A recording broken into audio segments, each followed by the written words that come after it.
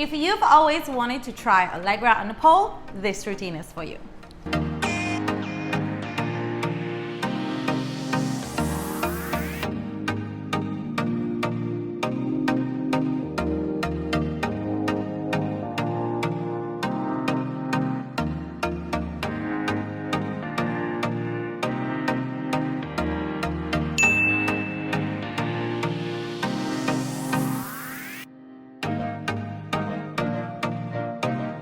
Like Karina mentioned, we are doing Allegra on the pole this week. Yeah, and this is a little bit of a more upper intermediate, more advanced pose. So make sure that you are ready for it and that is something that your body is ready to take on when you get on this pole today. Yes, and if you cannot get it today, don't beat yourself up. I tried it before.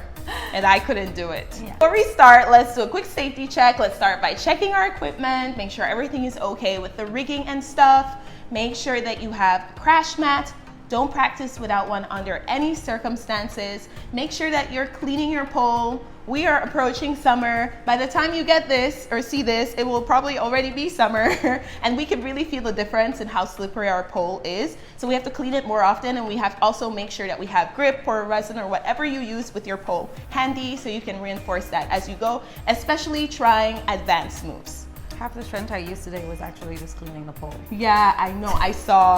I really saw you really pulling all of the grip off the pole. Yeah. So clean your pole. Yeah, especially if you have a very, very good grip. Yeah. That doesn't come off. Yeah, we found a really good grip, but it's too good. It's too good. Make sure that you warm up well and cool down well before and after you practice aerial. If you're looking for warm-up ideas, you'll find them in a playlist, which we'll leave right up here. So if you haven't warmed up as yet, go do that first, and then come back to this routine to try it.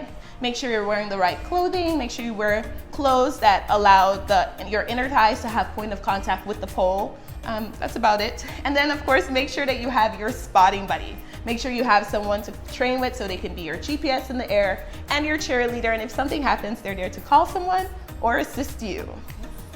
And as always, the routines that we post on this channel, we always choreograph them to specific music. Unfortunately, you can't see them synced up to the music on this video. Instead, this video is a tutorial video where we teach you what it is that we're doing, and we give you the little tips and tricks that helped us when we were learning the routine. So we did, though, leave a short for you that is synced up to the music right up here.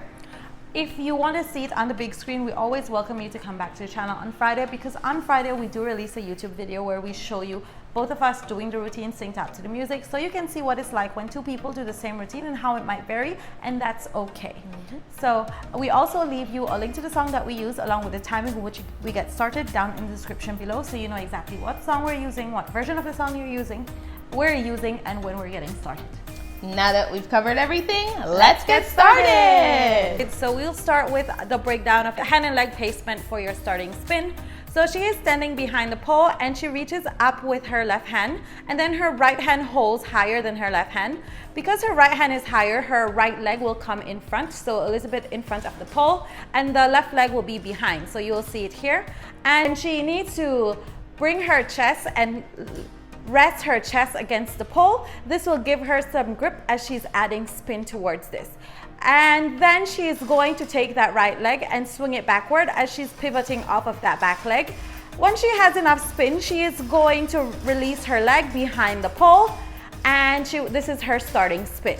Think about keeping your legs pointed, and you're going to bring your legs over to the left side of the pole, so the pole comes to the right side of your body, all the way into that side of your armpit and the inside of your right waist. And then your left leg is pointed and the right leg is bent. Your body will be in front of the pole. But this is the way your body is supposed to be moving around the pole. So now she's going to show us with spin to show you how she turns back to the pole. So again, she goes, adds spins, turns, pivots off of that back leg, and then brings her body to the front of the pole, bends that right leg, and then she's going to turn her body to face the pole as she brings her knees to her chest to do her first climb. So from here, we're going to do one more climb, and you're going to adjust that arm into a forearm grip, and you're going to release your legs and bring your knees together, but one of your feet is pointing backwards and the other one is pointing to the floor. Your body turns for your right hip to turn a little towards the pole, Now you're going to take both legs and hook them on the side of the pole. So both of them hook on the same side. And you're going to take that inside hand and hook at your elbow. And you're going to let your butt sink down. And then once your butt sinks down, extend that outside leg and do an extension with that top arm. So extend that outside leg and you'll hold here for a bit. Now you hold on to the pole and turn your body so you can come back to a basic climb. And stand up a little before you hold on to the pole and get ready to straddle. Here the pole is under our right armpit as we straddle and hook our inside leg. You hook your inside leg and then your inside arm releases and holds under your knee and holds the pole there, and your outside hand reaches behind the pole and you bend that bottom leg to hold that bottom leg. Once you have that, you can release the top leg from the pole and point it out to do this Allegra pose here. To come out of this pose, you bring your legs on top and you bring the free leg over to the other side and you come into a ball and you bring your knees together and try to hug your knees as close to your upper body as you can. And that is the end of the routine.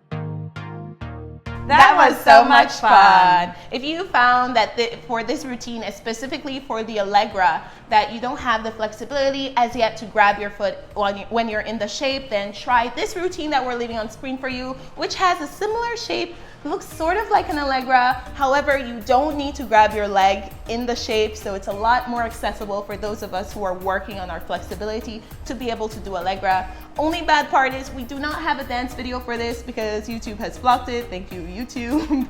But we will leave you the tutorial video on the screen right now, so check that out. And until next time, bye!